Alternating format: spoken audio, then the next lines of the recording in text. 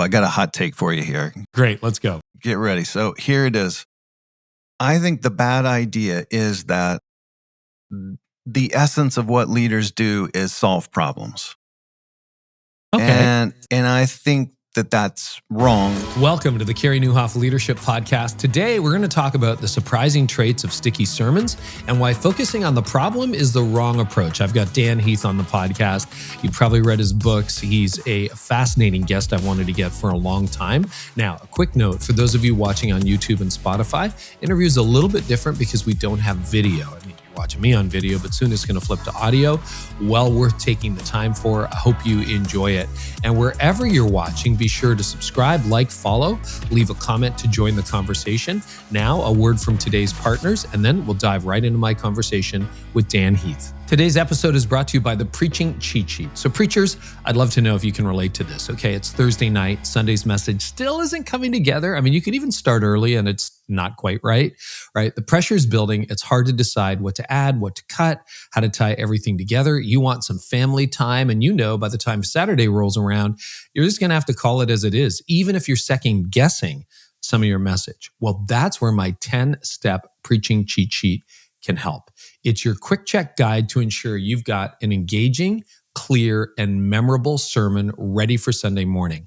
From your opening line to landing the plane at the end of your sermon and every step in between, you can use the 10 steps during sermon prep or even to start or to finish your message, whatever you want, to make sure you are ready to deliver an impactful message every single time you preach. And the big news is I've just released a brand new version of the cheat sheet. So if you've downloaded it before, be sure to get the new version in your hands. We got a lot of feedback. I improved it. Still, basically the bones are the same, but it's going to be even better. Okay, you can download your copy for free by clicking the link in the description of this episode or by visiting preachingcheatsheet.com. Again, that's preachingcheatsheet.com to download your copy for free, or simply click the link in the episode of this description wherever you're listening. This episode is brought to you by Subsplash. So it's a new season of ministry. Imagine your church buzzing with new faces and vibrant energy every Sunday, and you see them and you welcome them, and that's amazing, right? But are those first-time visitors finding a clear path forward, or are they slipping through the cracks, right? Well, Subsplash can help your church mobilize that excitement and momentum into next steps that get people actually connected into the life of your church. With Subsplash Tap, guests can instantly take their next step, whether that's filling out a Connect card, joining a small group, or signing up for events with just a tap of their phone. Each tap brings them closer to your church community. It's quick, it's intuitive, and it's integrated with Subsplash's engagement platform. Don't miss this opportunity to foster connection and growth in a brand new season of ministry. So head on over to subsplash.com/Carey to save $500 when you sign up. That's subsplash.com/Carey. Dan, I have been looking forward to having you on the podcast. Welcome. Thanks, Carey. What a treat to be here. Yeah, you and I have been talking for 20 minutes and forgot to hit record. So, our first time meeting, and there was just so much to talk about already. One of the questions I had for you is, you started writing pretty young, but what was your first book? Was it Made to Stick? First book was Made to Stick that I co-wrote with my brother Chip. It came out in 2007. You should have, a lot of people would have quit there, because how often do you get a book that is that good, that tracks so well as your debut book? I don't know what wormhole in the universe we went through with that book, but we were first-time authors. We didn't know anything about anything. And then, our great publicist, Mark Fortier, somehow in the run-up to the launch, we were in Time Magazine and U.S. News and World Report, and the day of the launch, we're on the Today Show, and Chip and I the whole time are just kind of like shaking our heads at each. We figured we were going to sell 25 copies to our relatives and then go back to our normal lives, and so it was just this kind of magical stroke of luck. So you kind of knew that this isn't normal for most debut authors to be on the Today Show and in the New York Times. We were definitely aware of the improbability of what was happening. Yeah. Oh, that's awesome, man. What a treat, though. And I was telling you earlier, you're on that book put you on the map with church leaders. Every church leader, I've been around long enough to know in 2006 or whenever that was, every church leader was, have you read? Have you read? Have you read? Like it had a lot of word of mouth as well. It was on our mind. I remember clearly when we were writing the book, it's like we found it useful to keep just certain personas in mind. And a couple of them were, an entrepreneur pitching their enterprise and a high school science teacher, preparing lessons, and a minister preparing sermons. It's like they're very identifiable people who have to make their idea stick. And it really matters whether they succeed. And it's not just one time, it's a lot of times. And so I'm glad it connected. All right, this is random question opening. Who thought of the duct tape on the cover?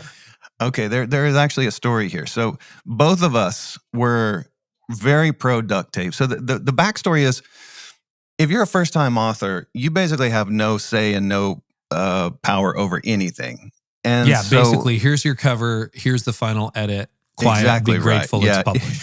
Exactly. Suck it up, be happy. And so we started, they'll send you some cover designs from the publisher, and they were sending us things with Scotch tape, and a lot of them had Post-it notes. I mean, a truly disturbing number had Post-it notes on them. And Chip and I were like, no, this isn't. The whole point of a Post-it note is it's not that sticky. Like, that's why you can move it around without any residue. And so we knew duct tape was like exactly the right spirit, because it's very functional, it's very practical, but there's also kind of this silly comic overtone to it. I mean, the book is supposed to be practical, but it's also not like taking medicine. I mean, we had some fun with it. And so we're like, has to be duct tape.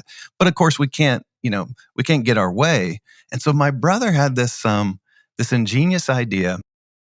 So the cover, just for listeners not familiar, it has this like bright day glow orange color, and then a strip of what looks like actual duct tape. I still don't know how they do this with the printing technology, but I've seen people try to peel it off the cover thinking it's literally raised, real. Like it's tactile. It's not a photo. It has that. I've got it somewhere in my library, and like it's insane because you can touch it and it's like raised. And so Chip puts together this PowerPoint where he takes one of the covers that we've been talking about, maybe one of the Post-it note covers, and he puts it alongside 10 of the bestsellers at the time. And at that time, I think things have gotten a little more wild now, but at that time it was like business books had a white cover, black text, some kind of office-ish image. And so the Post-it note cover just completely blended in to the surroundings. And then the next slide was like, here's what it looks like with orange, with duct tape. And it's like, boom, it grabs your eyes immediately. And our editor, God bless him, Ben Lennon, immediately got it. He was like, I get it. I believe in it. I'm going to lobby for you. And he kind of parted the waves for us. And I'm convinced that cover had a big effect on the launch. Yeah, it's funny how almost 20 years later, I can still see it even though I haven't seen the book in a couple of years. That's great. So you come out of the gate and you're in your early 30s when you and Chip Wright made to stick. Mm-hmm. Wow. What did you do before that? What did I do? I started a company in the .com era that actually is still around today. It's called ThinkWell, and it makes a kind of digital textbook for college students. And then I went to business school and I wrote some business school cases and did a stint in executive education. So it's kind of like some form of communication and education and business are kind of the through lines, if there are any, to my career. Why writing and why made to stick for the debut? Well, that's actually a really easy question. So Chip was the one who had done the background research on Made to Stick. So he was a professor at Stanford Business School, and I say was, he's not dead. He's just he's retired. Okay. And he had been looking into the marketplace of ideas and why is it that some ideas get traction and others don't. And he had written kind of an academic treatise on the subject that Ben, the editor I was mentioning earlier, came across. And Ben proactively reached out to him and said, "Hey, this is really interesting, this sticky idea stuff. Like, is there more meat here? Like, could you see a book?" And so they start talking. And then eventually Chip reaches out to me because I'm more of the writer between us. And he said, "Well, would you be willing to help me out with this book?" And I said, Absolutely. If there's an editor at Random House asking, like the answer is clearly yes. And so that was the start of it. It just kind of, it was just a door that fortuitously opened, and all I really did was have the sense to say absolutely and jump through it. So, I'm glad I'm talking to the writer part of the Chip and Dan Heath thing, and maybe we'll chat with Chip at some point. Yeah. But you have a lot of writers listening, a lot of preachers, as you say. You've got tens of thousands of leaders who have to write something this week. It seems to me not only was the cover different, but you probably broke some formulas when it came to business writing. And again, for those of us with a little bit of memory, we remember when it came out. For other leaders, if you're new, if you're 30, you haven't even heard of Made to Stick, it's held up. You should read it. It's amazing. What conventions did you break in your writing style, if any? I don't know that we broke any conventions, but there were a couple of things that we did consciously. So the tipping point had come out already at that time, the classic Malcolm Gladwell book. That I'm not sure we would have a career in the absence of Malcolm Gladwell. Like, that book was such a phenomenon; it just opened up kind of this whole lane. And so, Gladwell's mastery of storytelling as the engine of the book was something we were very conscious of, that stories can carry the weight of the exposition. And in fact, that's one of the very points of the book Made to Stick, is that stories have this unique kind of power in communication. So I remember some of the stories in there, the what do you want to call it? Urban legends, why they stick. Yes. which would become much more relevant a decade later and today because of all of the fake news. And with deepfake AIs now, I mean, if you want to make a fake sticky story, and by the way, our listeners, Malcolm's been on twice on the podcast, so comb the go archives check for those that. out. Yeah, and okay, I promise you, going. he'll be a lot more interesting than me. Go check those out first, and then come back. So that was one thing we had in mind. The other thing we had in mind was we really wanted to go kind of old school and practical. So there's an author named Edward Tufte that has done a series of books. One of the classics was The Visual Display of Quantitative Information. And it's a masterful book. It's basically about how do you tell stories using graphs and data and charts and illustrations of information. And he's so obsessive, he actually publishes his own books because he didn't feel like the publishers would do justice to the quality. And one of the things that we both loved about his work is he'll talk about some principle of design, and then he'll show you. He'll say, this is what USA Today did with this information. And it's kind of cheesy looking and cartoonish. And he shows you these blocky cartoons. They're actually deceptive because blah, blah, blah. And then he'll show you here's what it should look like. And so there's a real tangible before and after. And it's just so winning because you're like, I get it. Okay, now I buy in. I can see for myself. And so that was something that we were trying to emulate in Made to Stick, is we don't want it to just be a couple of random brothers giving you communications advice. We want to show you if you're trying to communicate an idea, your instinct is going to be to do it this way, but look what happens if you reformulate it this way. You see how it kind of pops in your mind, and it's easier to kind of grab hold of the critical details. And so those were probably the two biggest influences on the book, I would say, Gladwell and Tufte.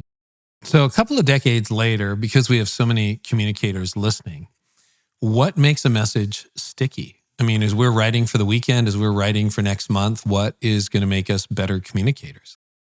Well, I've got a book for that. No, so if you're interested in this, that's what the whole book is about. But let me give you the snapshot. And the book is built around a framework. It says that sticky ideas share 6 traits. They are simple, unexpected, concrete, credible, emotional, and they're often told as stories. So if you perceived there was an acronym there, success minus the final S, we did not find a 7th trait. And the shorthand is, if you can only remember one of those, remember story. And I think actually pastors and ministers are brilliant at this. I think they get that stories, the reason they're distinctive is because they kind of carry with them a lot of those other traits. Like most stories have an unexpected component. There's something surprising about them. And most stories thrive on emotion. There's a reason that we care about them and so forth. And so, the story is a uniquely powerful and memorable vehicle for communications, almost to a fault. Actually, when I was thinking about ministerial communication, one trap that I've seen a lot fall into is they'll often do this thing where, they open up with a story, maybe it's some funny thing that happened in their family the week prior, or, it's a joke and they're almost always brilliant, right? And so the audience is like right there in their hands and they're laughing and they're captivated. And then they kind of pivot to the lesson. It's almost like the opening story is like an amuse-bouche or something. It's like, okay, here, taste this. But I think that the real art of it is you want to have your most compelling story be the one that carries the message. You know what I mean? You don't want people a week later and all they remember of your sermon is the funny story about what your kid did, right? Which had nothing to do with your text or your main point. That's it. Yeah. And so that's one of the themes of the book is that you need to map these sticky traits to your core message. It's not enough for something to be sticky. It has to be sticky in the service of something. What makes urban legends so repeatable, memorable, and viral? So the very first page of the book is an urban legend. I'll just tell it real quick and then we'll talk about why it works. Please do. So a friend of mine was on a business trip recently and he was at the airport. He had some time to kill. And so he stopped into the airport bar. And before he could order a drink, a stranger approaches him and asks if she could buy him a drink. And she's an attractive woman, and this is not something that happens to this fellow very often. And so he was flattered. He said, well, sure, I'll have a drink. So she goes up to the bar, orders 2 drinks, one for her, one for him, comes back. He takes a big swig, thinking in his mind, this is the greatest day of my life. And then blacks out, wakes up some unknown amount of time later in a strange hotel bathtub that's full of ice. And there's a sign right by the tub that says, don't move, call 911. Fortunately, there's a phone right by the tub. And so he picks up the phone, calls 911, panicked, obviously, describes to the operator what's happening. Hey, I'm in this bathtub. I don't know what's happened. And the operator says, sir, stay calm. Reach behind you and see, is there a tube sticking out of your back? And so he reaches behind him in the tub and his fingers are kind of numb and clumsy from the ice, but he can tell there's a tube there. And now he's really freaking out. Yeah, there's a tube there. What's happening? The operator says, sir, stay right where you are. There's a ring of organ thieves in the community, and they've taken one of your kidneys. That's called the Kidney Thieves urban legend. I've told that story around the world. Everybody has heard some version of this. Yeah. Sometimes the details change, like where the airport is or whatever, but it always has like the same critical elements, the drink that was apparently spiked, the bathtub full of ice. Now, if we were to ask, why does this idea thrive and succeed? I mean, all of us would love to have our ideas circulate around from person to person without much effort on our part, with no ad budget behind them, with no team promoting them on social media, right? It's just something about the merits of this story, if you will, that cause it to circulate. And I think there are many answers to that question, but I think to me, the singular strength of a story like this is its concreteness, which is one of the 6 traits of sticky ideas. Concreteness meaning sensory, visual language. If you think about the detail, you wake up in a strange hotel bathtub full of ice. Like, is there any more sensory language that you can imagine than that, right? It's like you almost just shiver hearing it. And so the significance, I think for our purposes, because obviously we're not in the business of telling cheesy, false stories about organ thieves, right? We have true information. We have profound messages to share.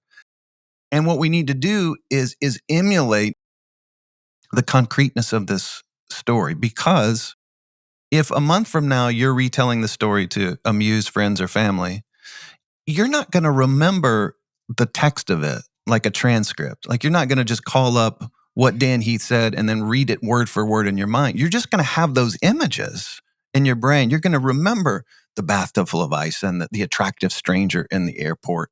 And you're going to call up those images and then narrate them in your own way. And that's what a sticky story does, is it embeds itself. Yeah, I don't know whether you phrased it this way in the book, because it's been a minute. I didn't plan on spending all this time talking about Made to Stick. We just ended up there. But is it in the book, or, would you agree or react to the story that the more personal it is, the more universal it is too? If I'm telling a story, and I'm one of the few preachers, like, I think in bullet points and linear didactic thinking, trained as a lawyer, so that's my problem.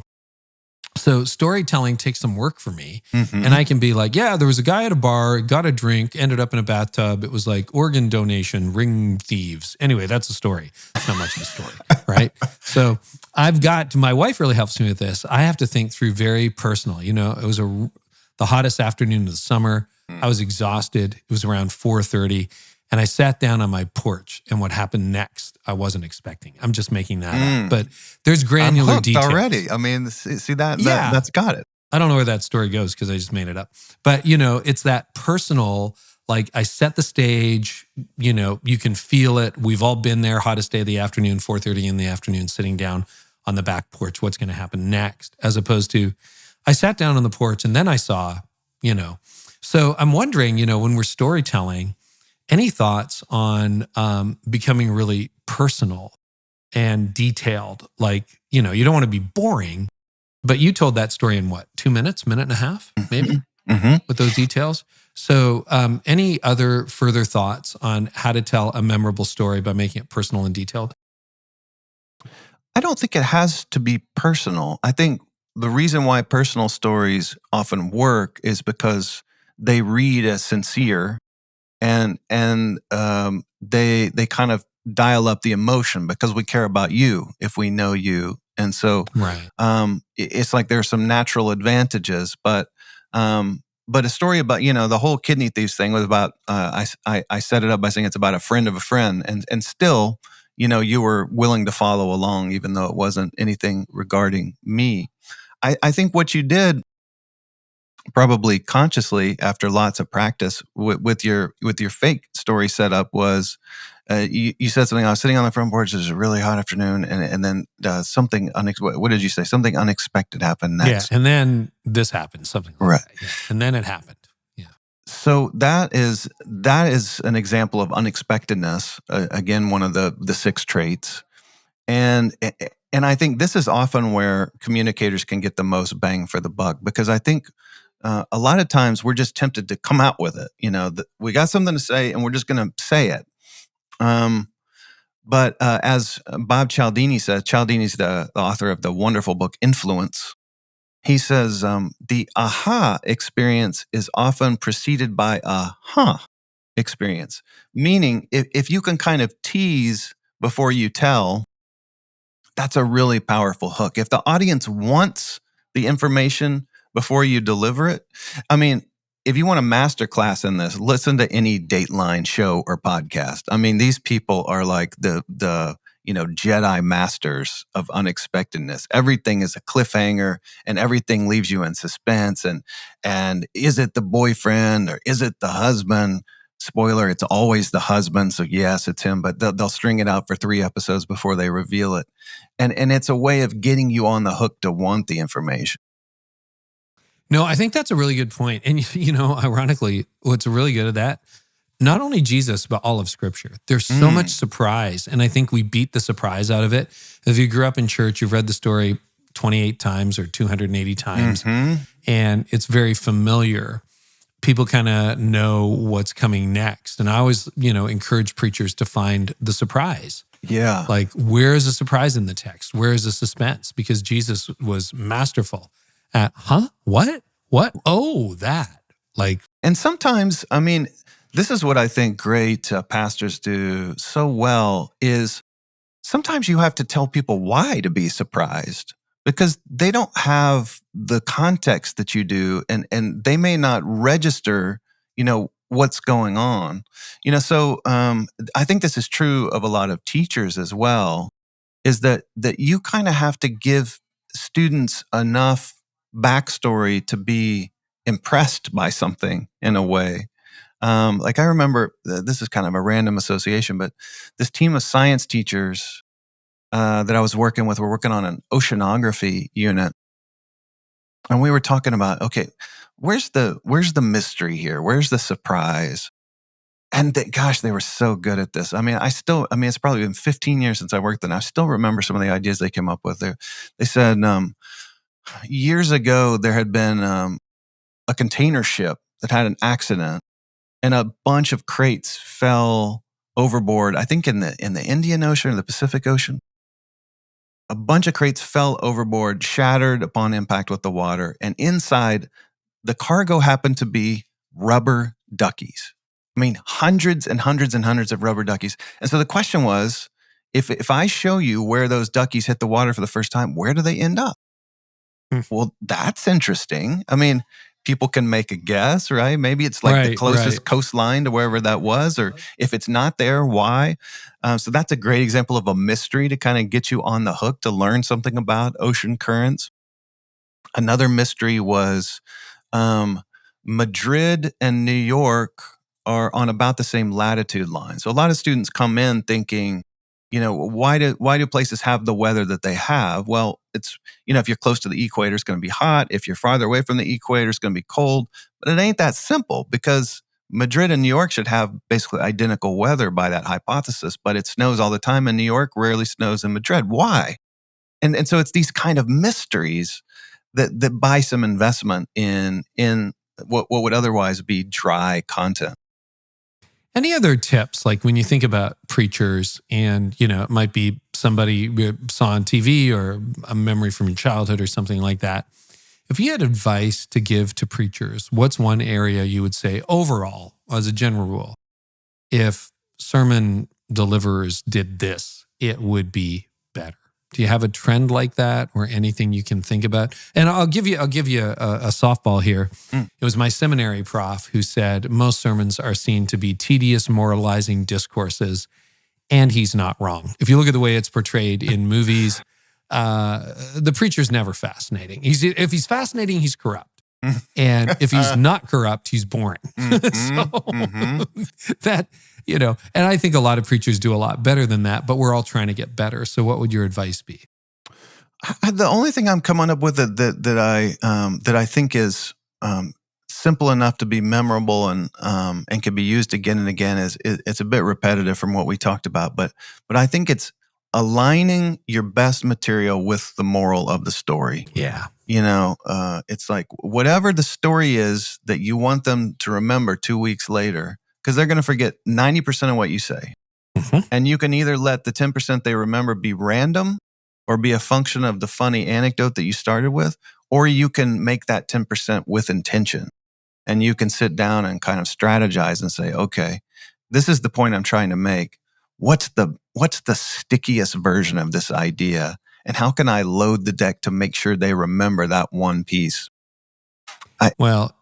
Congrats to you, because that's a lesson I've carried with me for the last 20 years, thanks to Made to Stick. Thank you. Rather than random stories. You can have a little tidbit here or there, but if your big story, your dramatic story, whether it's funny or whether it's serious or whether it's, whatever emotion it is, if it doesn't communicate the main point, then you probably have the wrong story for the message. That's right. Because you're going to distract from it, because story sticks. They can tell on the car ride home, they can tell what the story in your sermon, they can recount it for exactly the reason that you talked about, urban legends being repeatable.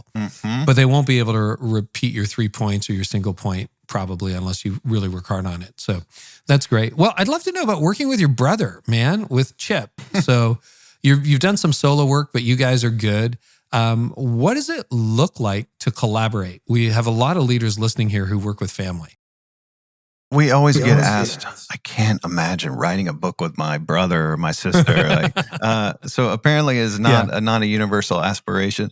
I think we had a couple of things going for us. I mean, one is we're 10 years apart. So I'm 52 and he's about to be 62. And so, we didn't have a real sibling rivalry growing up because, when he went to college, I was 8. So it was like he was better at everything imaginable than I. So it wasn't like we were jockeying for attention. When he went to college, you were 8. That's crazy. Yeah. So I think we kind of came together as adults, and this is what we bonded over, really. And the other thing that we had going for us is we wanted to do different things. Like he really enjoys the research, and I really enjoy the writing.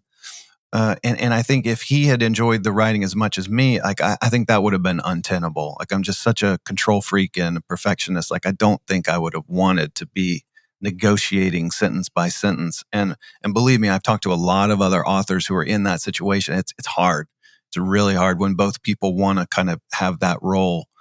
And so what we figured out, I think what worked best for us is we kind of met with whatever's in the middle. And you would think, well, the research and the writing, isn't that everything? It's really not. It's about half of it. And the other half is kind of pondering what you have and what is it telling you? You go do a bunch of research and you say, well, what are the patterns here? What does this have in common? Could anybody do anything with this? It might be interesting, but we're trying to write a book that's practical. What's practical? And so, I mean, I remember just hours and hours and hours on the phone, just like noodling on things. And is there something here? Can people use this? Is this story good enough? Are people going to pay attention to this? And so that was the real fun of it. And the collaborative piece is the in-between. What did you do if you ran into disagreements? And maybe you didn't. No, we did. We certainly did. Neither one of us are very dramatic types, or we're both pretty conflict averse. I mean, I think we would just kind of talk it to death. And Chip, I think, is unusually good at that. I think I kind of picked up on that from him. Is just like, I mean, it's not like this is life or death stuff, and there's no urgency. Like you got to do the surgery in the ER. So I mean, we always had time on our side. And so we would just work an issue to death, basically, until one of us was ready to give up. Your work, and I hope I characterize it well, it always zeroes in on how to make things better. But if there's a through line, because how many books now have you written? You've got a few in 6, 4 with Chip and 2 solo, yeah. Yeah, so 6. That's serious. What's the through line? Like, can you see how all the dots are connected? Is there a meta theme or a major theme that kind of runs through all 6 books? There's no meta architecture per se, but certainly a lot of themes in common. I think they're all about how psychology and organizations intersect. Like, if we understand more about the way we think, can that help us do better work together, or set our aspirations higher? I think the recurring themes involve change and communication and experience. So there's no sequence or anything formal, but they definitely share a common spirit. Yeah, I'd love to know, when you look at the landscape of leadership, and it's changed a lot in 20 years, like even think about marketing a book then versus now, or, AI or social media as it's morphed over the years. We're the same, but we're different. What is, looking at the current landscape now, is there a particular status quo belief in leadership or culture that you would love us to unlearn or abandon? It's sort of taken as truth, but you're like, no, guys, think again. Oh, I got a hot take for you here. Great, let's go. Get ready. So here it is. I think the bad idea is that the essence of what leaders do is solve problems. Okay. And I think that that's wrong. And the essence of what leaders do is to fight for improvement. And those are not the same things. So I'll give you a really tangible example. You get some survey data back, employee engagement data. And like all employee engagement data, there's going to be a mix. There's going to be people who are super engaged, and then there's going to be a bunch of people who are kind of in the middle, and then there's going to be people who are quite disengaged. 9 out of 10 leaders are going to look at that, and their attention goes where? Boom, right to the disengaged people, right? because that is where the problem is, right? That's where the problem. And then, okay, well, let's dig into this. Let's do the forensics. What's going on? Why are they upset? What can we do to make things better? That is such a trap. And I don't dispute that you can make problems better by addressing them. That's not part of the story. It's just that there is a bigger landscape here. And that is, your job is not to ameliorate those 8 people and their dissatisfactions with the current environment. Your job is to create an environment that makes everybody more engaged in the next period. That's what I mean by improvement. And it's my contention that you're going to have an easier time doing that by studying what is working rather than what's not. That's something that Chip and I call studying the bright spots. So back to the engagement data, why don't you take a moment to ponder, why did that small cohort of people who seemed unusually engaged, like what makes them so happy? Why are they so charged up? If we can understand what's working for them, that opens the door to replicating that in a way that might make everybody more engaged. And look, this is not to say ignore your problems. That's not really the moral. The moral is that we're hopelessly imbalanced. Like, we spend 95% of our attention and time chasing problems. And I think that if we're in the business of improvement, we can learn just as more and make just as much progress, if not more, by looking at the bright spots. So in my dream world, you go from spending 95% of your time on problems to maybe like 40%.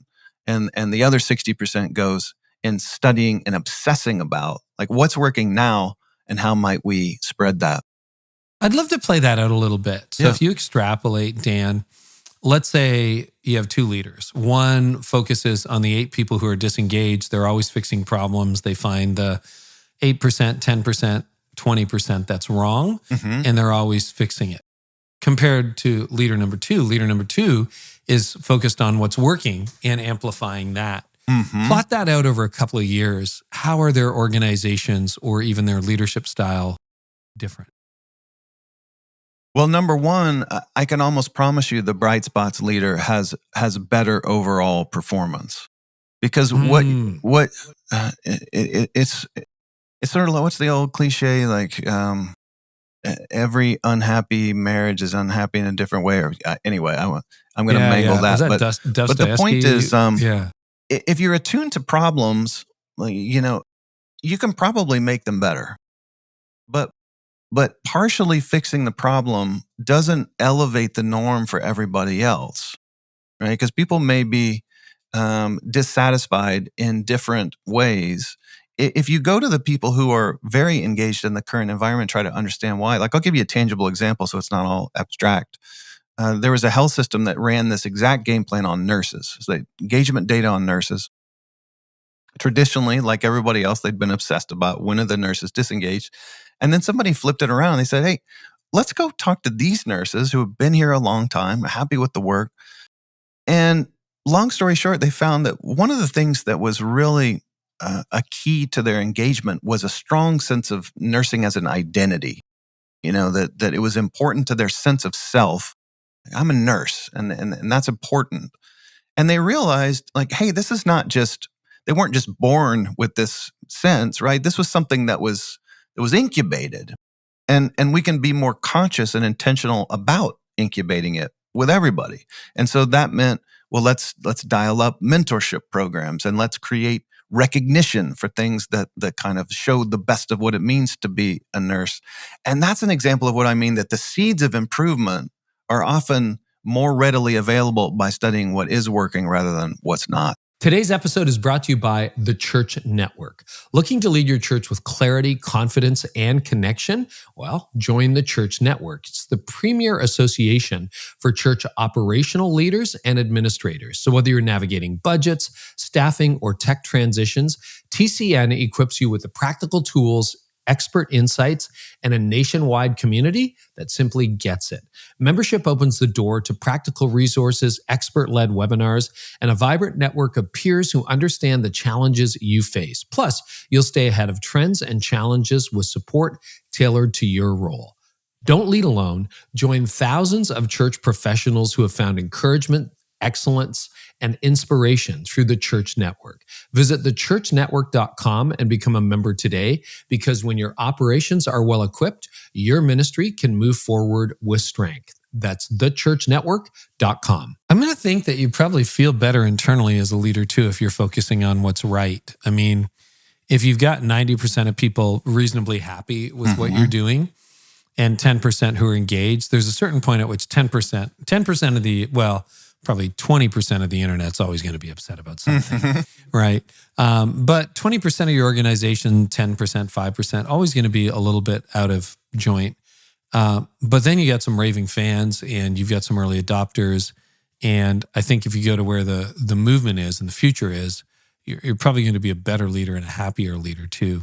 So I want to talk, any more on that? No, I'm really glad you brought up that point, because it feels better to look at bright spots than it does to solve problems. I'll give everybody listening a challenge. Like, next time you're in a meeting where people are dwelling on a problem and you're sensing that kind of frustration bordering on defeatism, people's shoulders are sagging because it's a hard problem. It's not obvious how you're going to solve it. Be the person in the room who says, okay, hang on a second. We've been talking about the problems, but look, even though attendance hasn't been growing the way we wanted it to, like, it's not zero. Like, there are new people that have come in the church. Like, let's talk about them. Like, the last 3 families that joined, where did they come from? How'd they find out about us? Did someone bring them in? What was their experience like? Like, that gives you something to sink your teeth into in a positive direction. and watch how the energy in the room changes when you reframe it that way. What a great example. Okay, we had a lot of growth over 20 years, and almost all the years were growth years, some of them very high growth years. But everybody hits a slump. We hit slumps. And it's very easy to focus on who left or why people aren't coming or the good old days. And I think a lot of leaders get into, well, this is good enough. Like, at least we're not closing, at least we're not collapsing. But I love what you did, because it brought me back to a couple of seasons where I basically had to pull that out of my hat. And I'm like, look, haven't had any baptisms in 6 months, haven't seen a lot of new people, but somebody new showed up last Sunday. Let's focus on them. Like, where do they come from? Who do they know? What do they know? What are some other stories? Is there any stories? Is there a single story of life change you've heard in the last month? And that's a spark. It's a spark not only because it's a morale booster, but it's a spark, Dan, I think, because it's like, oh, this isn't dead. It might be slow right now. We might be in a lull, but like, God's on the move in our language. This is not a lost cause. And it gives you clues as to where the next momentum is coming from, right? Yes. If you actually study those 2 or 3 bright spots on the horizon, it's like, oh, I wonder if that's a new trend. Like, did you notice all of these people had moved? The 5 people who came in the last month, they had all moved. They're all in their early 30s. And they somehow, all their kids go to this elementary school. I don't know. I'm just connecting dots, right? But then you start to find the stuff that could lead you to the future. And the best thing, I mean, to your point, the best thing about bright spots is that they're relative. Bright spots are the best of what's possible today, and they're not rare.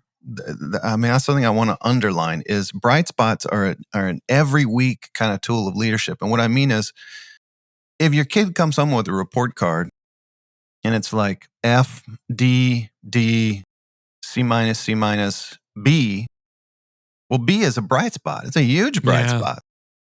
It may not be a bright spot in the scheme of the universe. There's a lot of kids making A pluses in the world, but for your kid right now, B is a bright spot. And that's something to grab onto, because if you could get all those other grades up to B, you would have done yourself a huge service. And so that's why bright spots are relative is a key thing to latch onto, because even if in the whole you're not progressing as quickly as you think you are, if there is a difference in performance, by definition, some things are going to be better than others, and those things are worthy of study. Yeah. I'm so glad we went there. So I want to talk about change. That's what your new book is. And then if we have time, I'd love to talk about the power of moments. Another great book that you wrote. I'd love to know with change, you just did this major work on it. What makes change so hard? I think that the number one thing that makes change hard is that we have spent a lot of time, potentially months or years, practicing the old way of doing things. Hmm. There's a great video on YouTube I came across years ago. It was this guy who I think the spirit of the series was he was giving himself various personal challenges. And in one, he took a bike and he kind of rewired it so that if you turned the handlebars of the bike to the left, the wheel would go to the right. Oh, So he that's basically crazy. created like a backwards bike. I'm a cyclist. I'm like, oh, that's death. But go ahead. Yeah. And so he's really excited to try to learn how to ride this backwards bike. And in the video, you can see, I mean, it's not like something where he catches on to the trick in a couple of tries and gets it. It literally takes him not hours, not days, not even weeks. It takes him months to kind of perfect riding the backwards bike. And if you kind of zoom out of that story and you think about it, from minute one, he knew intellectually what he was trying to do, right? Okay, same thing as a bike, but it's just backwards. Got it. Okay. So how much was that information worth in the scheme of the change effort? Very, very little, right? But in organizations, we tend to think that information is like 90% of it. Like if people just understand this is what we're doing and this is where we're going, it'll be poof, we'll get there. No, the backward bike is actually an uncannily accurate metaphor for what we're going through in organizations. It's like even if we understand the new direction, even if, as in this case, even if we want to, still going to be hard because of all that practice, all that kind of marrow level knowledge that we have of the old way of doing things. You know, you can probably relate to this. It reminds me, have you driven in Australia, New Zealand, or London? Quote, wrong side of the road? Yes. Yeah, I've done that literally probably at this point for months of my life over the last 15 years or so, just, you know, with long trips to those countries. And my wife and I will rent a car and I'm like, this is everything I learned is wrong and everything is backwards day. Yes. So we'll approach an intersection. Of course, you know, in North America, it's the left turn. That's the dangerous one. There, it's the right turn. And I'm like, I'm going into the intersection going, you have to do the opposite. You have to do the opposite. I think the longest I've stayed in Australia is maybe a month. And maybe by week 4, it's starting to not feel like an existential crisis every time I make a turn. I vividly remember I was driving in Scotland and my wife just spent most of the trip just like gasping and wincing. It was just like, you know. Oh, your marriage survived. Congratulations. Yeah, it's just contrary to our instincts. You know, Michael Jordan said, practice doesn't make perfect. Practice makes permanent. You know, so he's like, if you practice shooting a jump shot the wrong way, you're just going to get better at shooting a jump shot the wrong way. And so we've been practicing the old way of doing things. And that becomes the burden, that becomes the inertia that makes the new thing more difficult. It's a great answer. I teach on change a lot. I've never thought about it from that perspective. That's really helpful. What's one thing about change, Dan, that most leaders don't understand? We talked about this a little bit earlier, but I just want to come back to it. And that is that knowledge is not enough to spark change.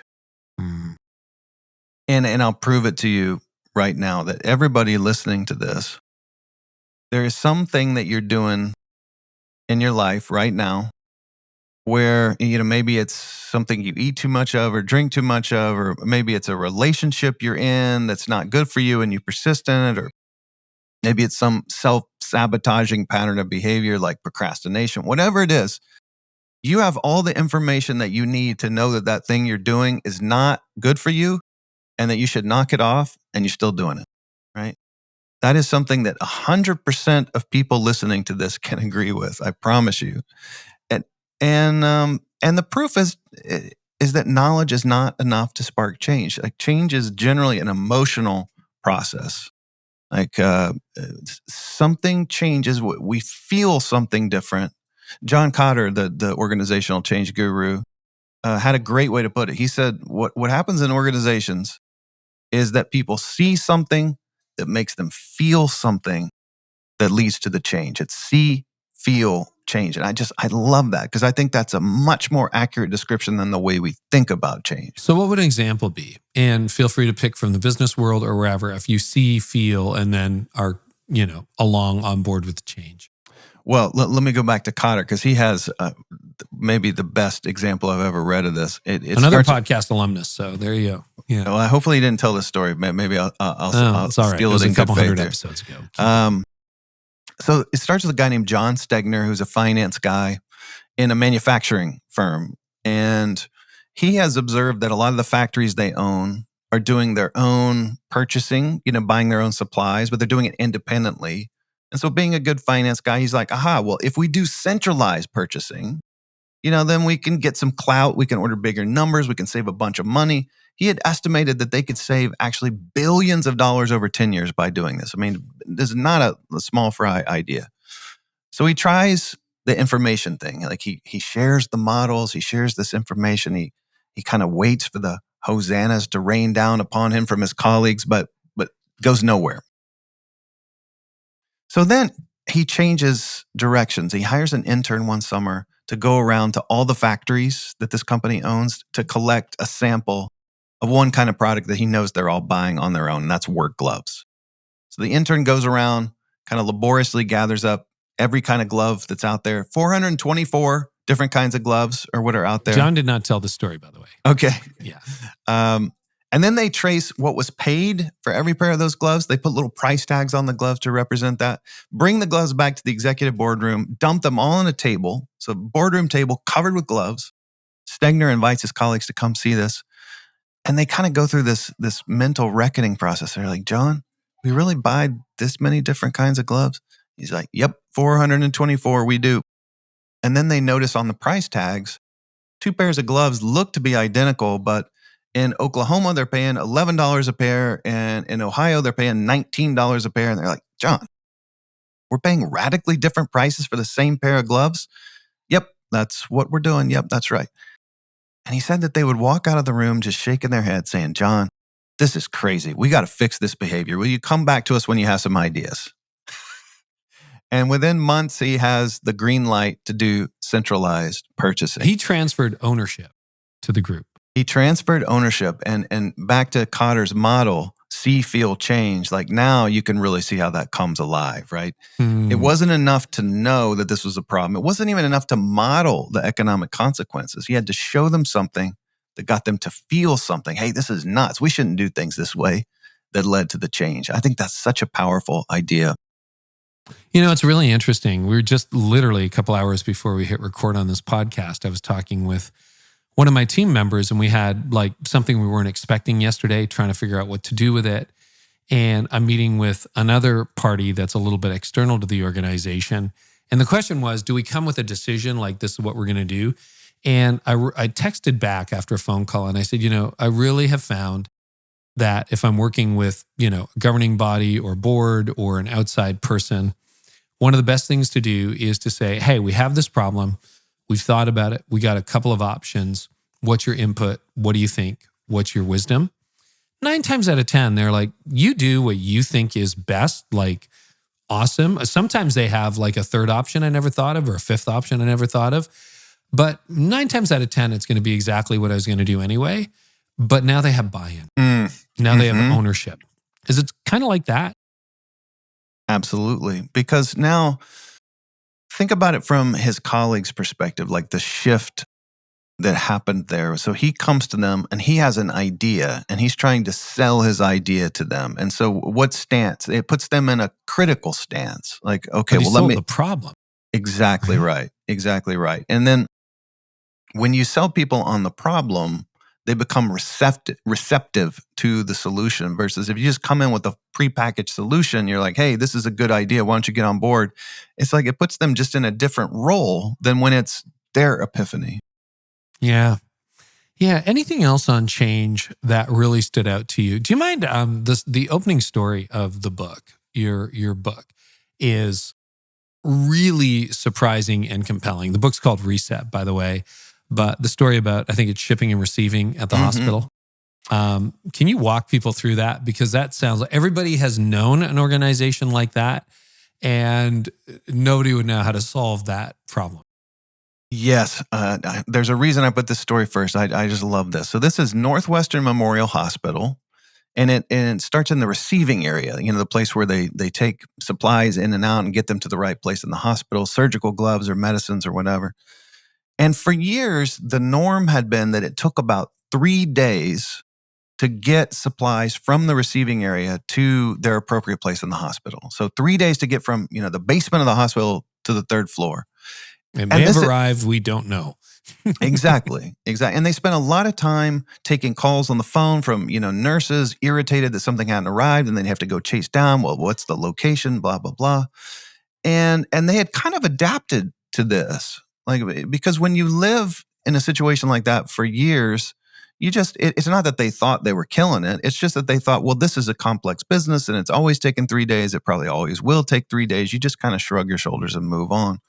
Well, so a new leader comes into the unit, a guy named Paul Sewitt, who had some background in lean manufacturing. And so he immediately spotted some things that he knew were a little wonky. But, to the point of our conversation, he knew it couldn't just be his idea. Like, he can't come in just wagging his finger like, you guys are doing it wrong and I'm the master, and so listen up. He had to figure out, how does he bring them along? And so he starts by asking them, hey, what are some of the things that bug you, that cause friction or get in your way?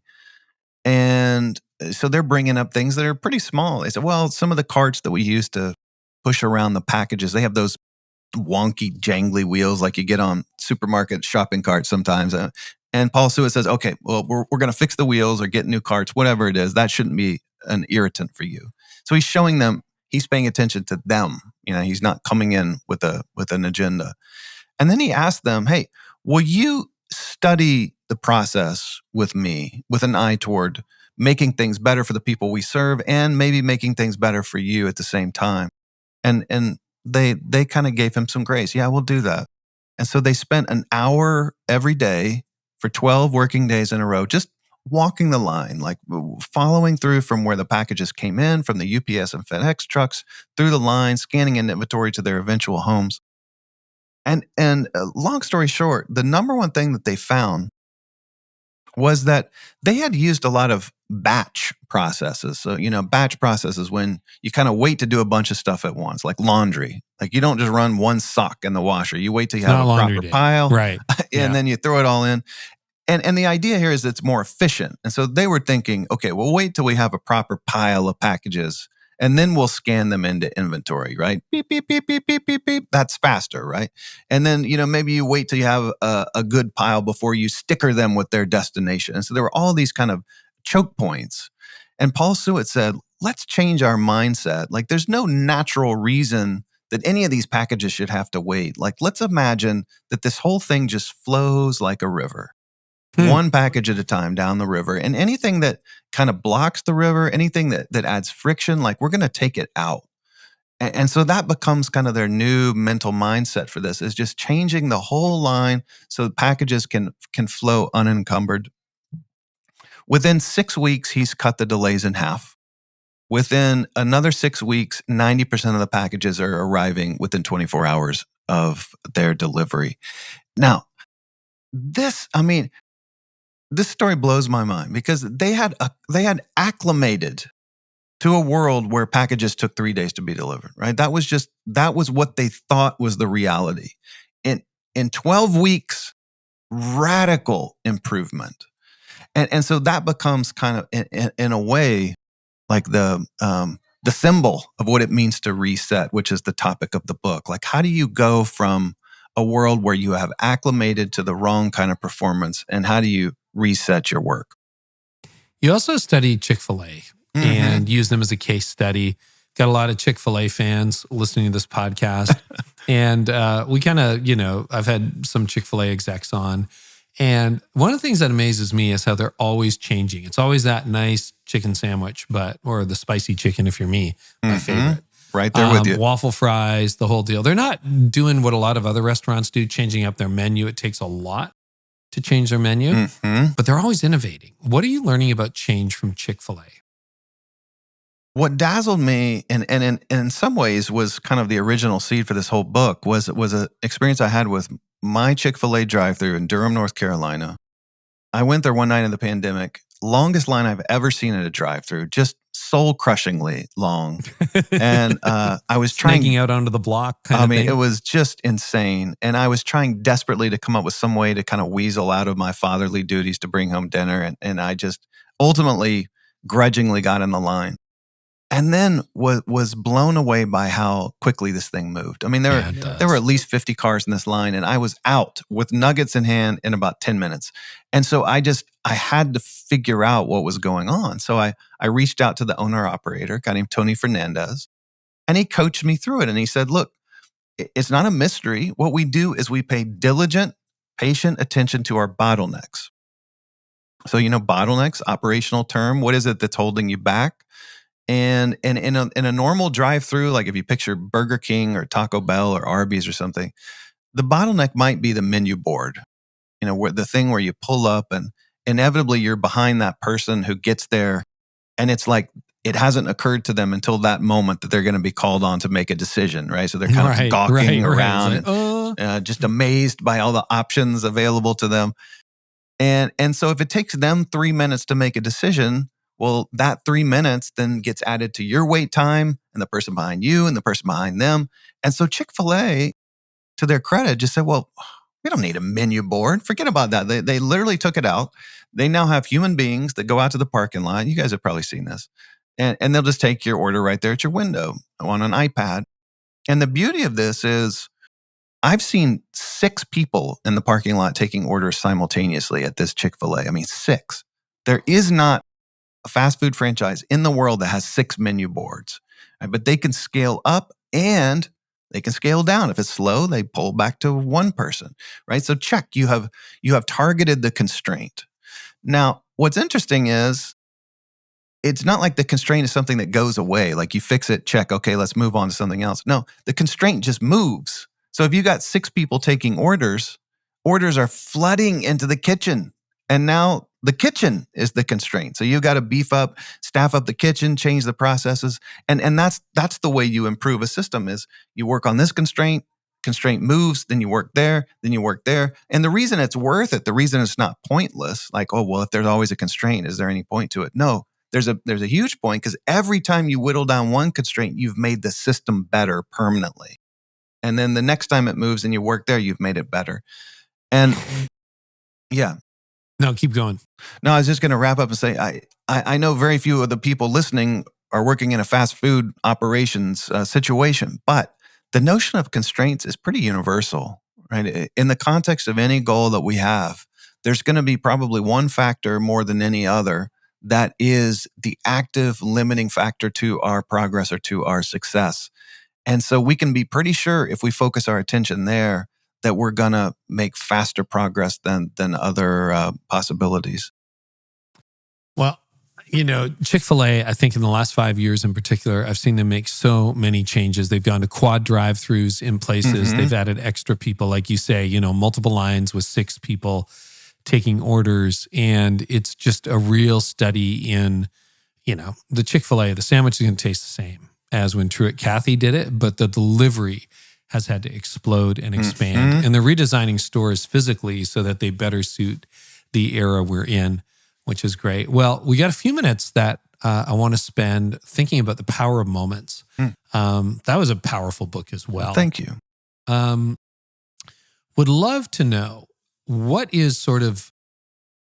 makes a moment memorable? Because if you think about it, we're crafting services every weekend. We want them to be memorable. We have music.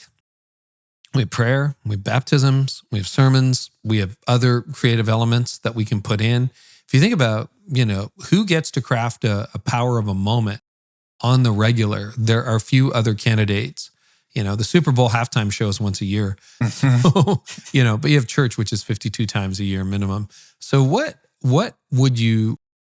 makes for a peak moment, a great moment? Well, let's start there because the thesis of the book in a paragraph or so is that We live in a world where people care a lot about experience, like you were just outlining. We care about the experience of the people who come to our churches. We care about the experience of the patients we treat and the students we teach and our children that we're raising. And what the book is saying is that not all moments are created equal in an experience. And that in fact, great experiences hinge on peak moments. So if you think about a vacation from 3 or 4 years ago, most of what you did has dissolved. It's gone. But there are flashes, right? There are scenes. There are particular things that you recall. Those are the peaks. And our argument in the book is that there is a logic to these peak moments, that we can be intentional about them and create them rather than just kind of let them happen. So back to the church situation. This is not my area of expertise, but just riffing. I would think basically anything that sparks an emotion is something you should cling to and incubate and treasure. And anything that does not spark an emotion is something that is negotiable or could be taken away.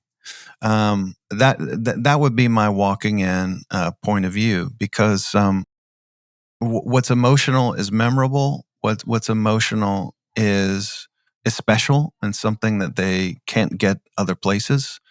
Things like announcements from the bulletin, not emotion sparking. There are other venues for that.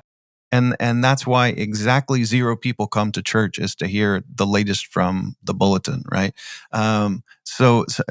That's my starting point. Now you have 100 times more domain expertise than I do. So what's your riff to that riff? I think you're right. When you're crafting a message, it's often a few questions. What do I want them to know? Why do I want them to know it? What do I want them to do? Why do I want them to do it? And I think those are great questions. Those are from Andy Stanley. But Craig Rochelle adds, how do I want them to feel? Mm-hmm. And I think there's almost like a mood board for everything from a service flow. Do you know the song Hurt by Johnny Cash? Sure. Yeah. It was a Trent Reznor 9 Inch Nail song. I was preaching on broken relationships and just came across that song. I'd listened to it for years, but then I saw the YouTube video, which was really powerful. And we decided to play it, like the music video. He recorded it 7 months before he died, before I preached. So we ran the bumper, which kind of just a video intro, which kind of like da-da-da-da-da. It was kind of, a ditty, which is fine. That was fine for the series. But I'm like, okay, that video with Johnny Cash can't go before the trailer for the series, because it's too much of an emotional shift. Yeah. So play the trailer and then surprise them with that. And I had all of the people on stage that day watch the video before, like in rehearsal at 7:30 in the morning before the services. And then I came on stage and the lights went up right after Johnny Cash is talking about his empire of dirt, and had to open on a lower note. Like, you can't go, hey, how's everyone doing? Hey, what's up? Yeah, what's up, man? What you up to? See the game last night? Right. It was that emotional arc. And the more I preach, the more I think about the emotional arc, that then, I'll brief the worship leaders, like coming off of the sermon, I don't want to be tone deaf. I want you to lead in a way that's helpful. So I think about that. Like, is that the kind of thing you're talking about in crafting a moment? And 100%. The number of people who came up and told me about that video, I was at a coffee pop-up shop a week later, and this guy walks up and he goes, I can't stop thinking about and watching that video. They connected. Yeah. And that's exactly what I mean by consciously crafting a moment. I have a podcast where I talk to people from different professions. And one thing that comes to mind is I talked to a summer camp director. And this is all he thinks about, right? Is how do you create moments that will be treasured by the kids who spend a couple of weeks of their summer with them. And he said, they have this really powerful kind of final campfire. This is the night before their parents come to pick them up. And the campers it's nighttime, they circle around the campfire. And they tell stories about what they've seen, and they're kind of razzing each other, but they're also telling story. They're bragging on each other, and they're saying, I met someone here who I think is going to be my best friend for life, and his name is Michael. And Michael, I just want you to know, I've been so happy to spend this time. Those kinds of reflections, and then they'll sing songs together. And he said by the end of it, like everyone is crying. And I said, well, do you cry after all these years? And he said, no, I don't cry, because that means it's working and I'm happy, because it means they felt something like this was something that was precious enough that they're sad it's coming to an end. And I just thought that was such a beautiful thing, right? That's not something that just kind of bubbled out accidentally. That's something that was created with intention. And it has huge meaning for the people that were part of it. And it comes to be a peak moment for this experience. Well, Dan, I can tell we're going to need to do this again at some point in the future. I feel like I've barely scratched the surface, but this has been really, really rich, super helpful, and a lot of fun. So the new book, the latest one, is called Reset, How to Change What's Not Working. We'll link to the other books we've referenced in the show notes as well. But you got a new podcast, right? You're 1 million downloads in. Congratulations, dude. We are youngsters in the podcast world. I mean, we only have 650 episodes to go to catch up with you. So the podcast it's called What It's Like to Be. And in every episode, I talk to someone from a different profession. So a cattle rancher, a homicide detective, a hospice nurse, a Secret Service agent. And I just pepper them with 100 nosy questions about what is it like to do what you do, and what are the highs and what are the lows. And we're trying to get a feel for what is it like to walk in the shoes of these people. And it has been an absolute treat. I mean, I think it may be more fun for me than the books are. It's just been a blast. Well, you got a new subscriber in me, and you do an episode on London cabbies, which I think we weren't chatting about on the pod, but ahead of time. So yeah, we did some backstage chatting about that. With the knowledge that's coming up in a book I'm working on right now, and some other stuff I'm working on. But man, Dan, can't thank you enough, man. Really appreciate it. And thank you so much for helping us out. This has been amazing. Thanks so much, Carey.